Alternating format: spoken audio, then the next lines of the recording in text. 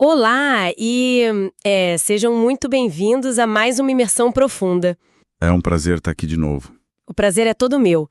Hoje a gente tem em mãos um documento muito interessante. Bastante denso, né? Exato, bem denso. Ele é intitulado Texto Colado. E ele se debruça sobre um dos relatos mais antigos e conhecidos da história humana. O capítulo 8 do livro de Gênesis. Isso. Mas a nossa missão aqui hoje não é debater teologia, sabe? Claro. A gente quer explorar as lições sobre recomeços, sobre resiliência e como a mente humana lida com o período pós-crise. O famoso dia seguinte. Pois é, porque a narrativa comum sobre o dilúvio foca quase que exclusivamente na tragédia, né? Na tempestade, o capítulo 7. O desespero da água subindo é sempre o foco. Exatamente.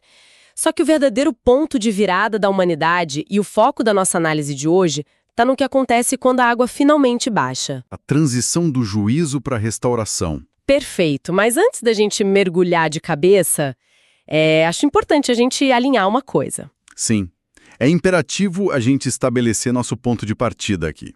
O material que vamos dissecar hoje é sim de natureza religiosa e devocional. No entanto, o objetivo desta nossa imersão é extrair o valor filosófico da coisa, os simbolismos. Os padrões de comportamento também, né? Com certeza. Padrões de comportamento que a narrativa apresenta. Não estamos aqui para endossar nenhuma doutrina específica, De forma alguma. mas para observar que esses textos antigos contêm arquétipos poderosos.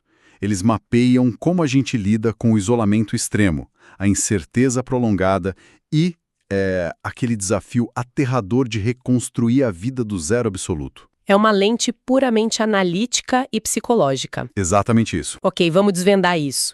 A análise começa destacando uma frase de abertura muito específica no texto. A frase que diz, e lembrou-se Deus de Noé. Essa mesma.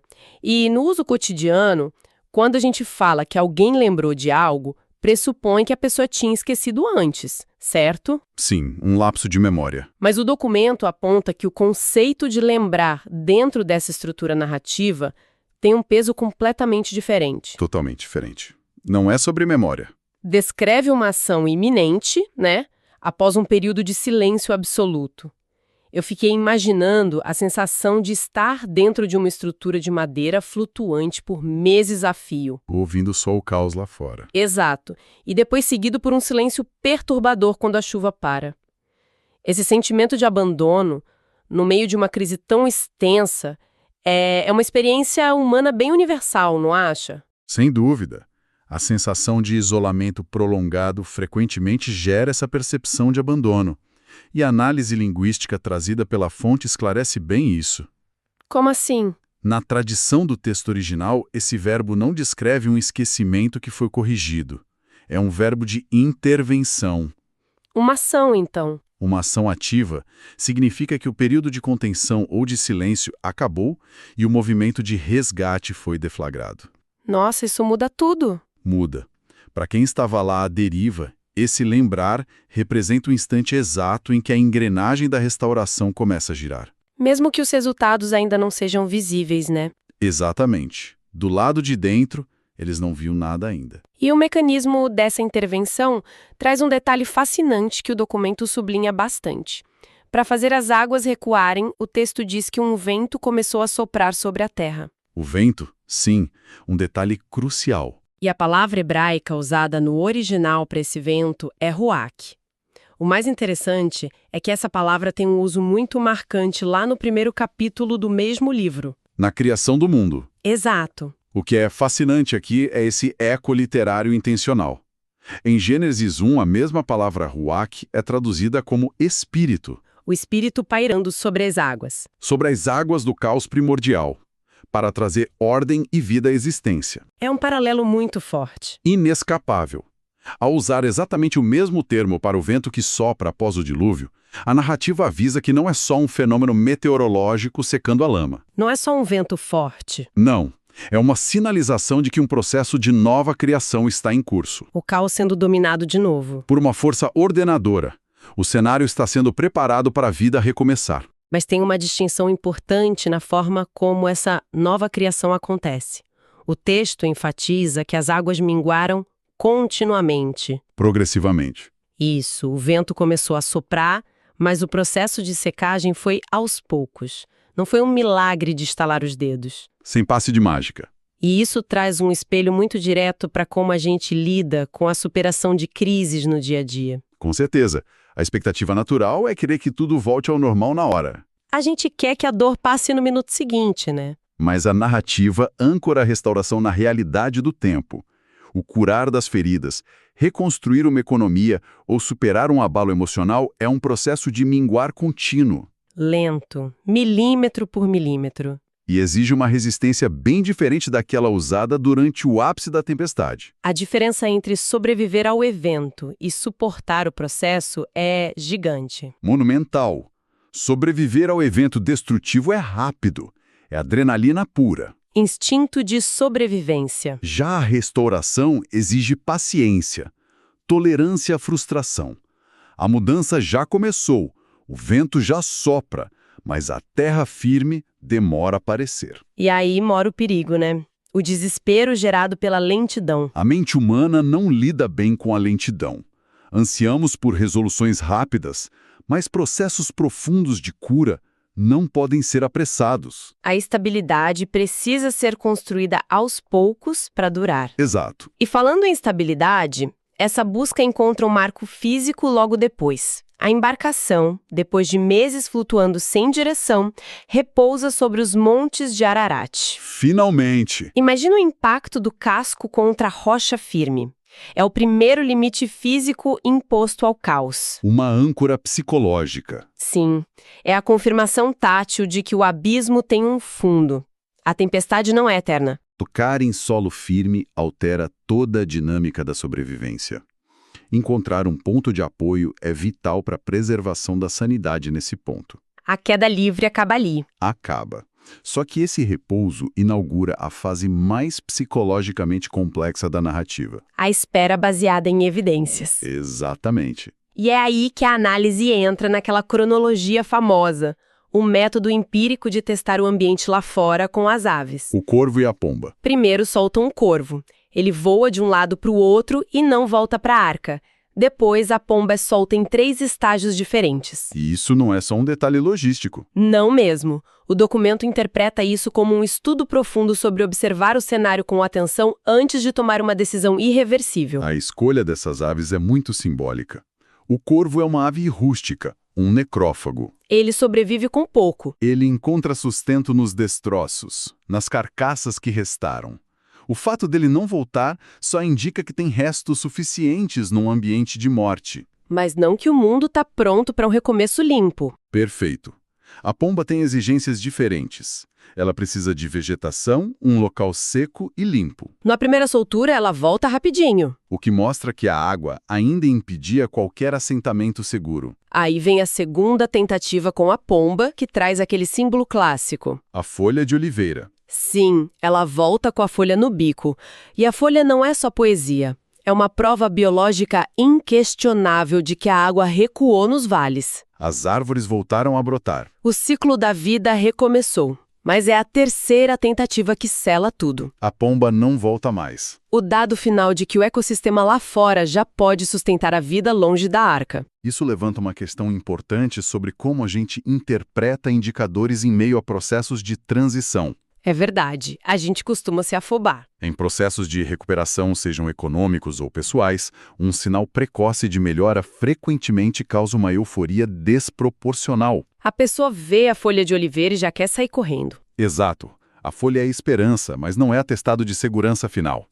A capacidade de aguardar a confirmação definitiva exige uma disciplina emocional severa. É resistir ao impulso de abandonar os protocolos ao primeiro sinal de alívio. Tem que esperar a pomba não voltar. E esse conceito de disciplina emocional nos leva a um detalhe do relato que o material define, como verdadeiro sinal de maturidade. A remoção do teto. Isso. O teto da estrutura é removido, fica tudo visível.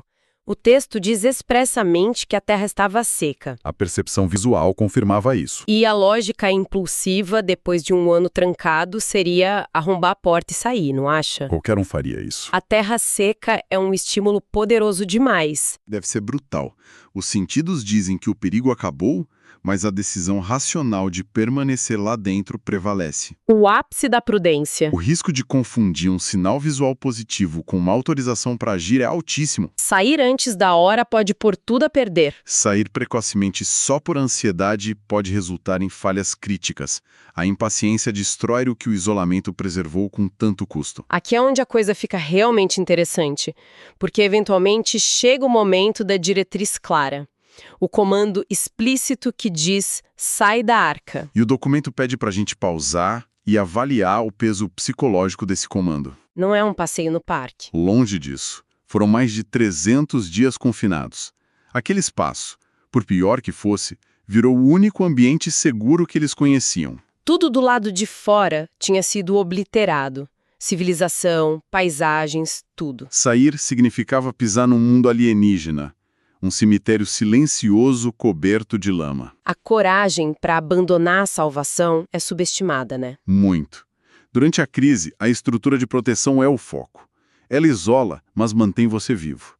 Mas qualquer proteção que se prolonga demais vira uma prisão. O paradoxo da segurança. O novo normal não tem o conforto da familiaridade.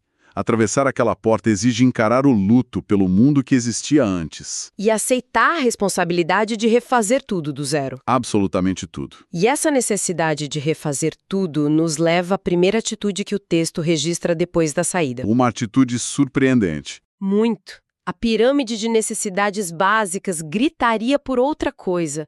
Reconstruir abrigos, achar água limpa, plantar sementes. O instinto material. Só que a primeira ação descrita não é construir uma casa, é a construção de um altar. A inversão das prioridades. Esse é o núcleo ético e filosófico desse trecho todo. Erguer um altar antes de suprir as necessidades fisiológicas. É uma declaração de intenções para a nova civilização. Isso confronta a nossa tendência de focar na escassez. Focar no que foi perdido. Exato. Em cenários de devastação, a gente olha logo por que foi destruído. Isso gera amargura, ansiedade de recuperar o tempo perdido. E o altar quebra esse ciclo. Quebra. Estabelece a gratidão pelo simples fato da vida ter sido preservada como a fundação de tudo. Colocar a gratidão antes da reconstrução reconfigura a mente. Em vez de operar no trauma da perda, opera no valor de ter sobrevivido. E a narrativa responde a essa postura com uma garantia formidável. A promessa cósmica focada nos ciclos ininterruptos da Terra. Sementeira e ceifa. Frio e calor. Verão e inverno, dia e noite. E se conectarmos isso a um panorama maior, como o documento sugere, compreendemos o propósito fundamental da narrativa. Que é qual? Essa promessa dos ciclos é a maior garantia de estabilidade psicológica que a humanidade poderia receber após um apocalipse. Porque quem sobrevive a um colapso total vive com medo de que o mundo acabe de novo a qualquer instante. O terror constante. Então, garantir que o frio vai ser seguido pelo calor e que plantar vai gerar colheita, devolve a previsibilidade ao universo. Valida o esforço a longo prazo. Remove o medo paralisante da extinção arbitrária. É a estrutura que permite o planejamento do futuro. Isso introduz uma visão sistêmica da história humana.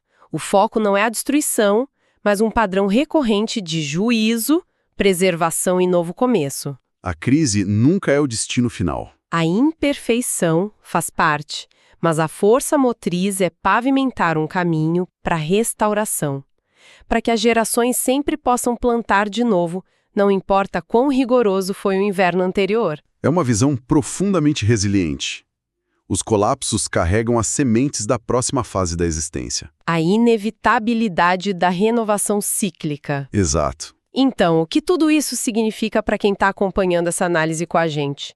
Compilando os insights, ficam claras algumas diretrizes vitais sobre a nossa relação com crises. Tem uma ordem operando por baixo do caos. Sempre.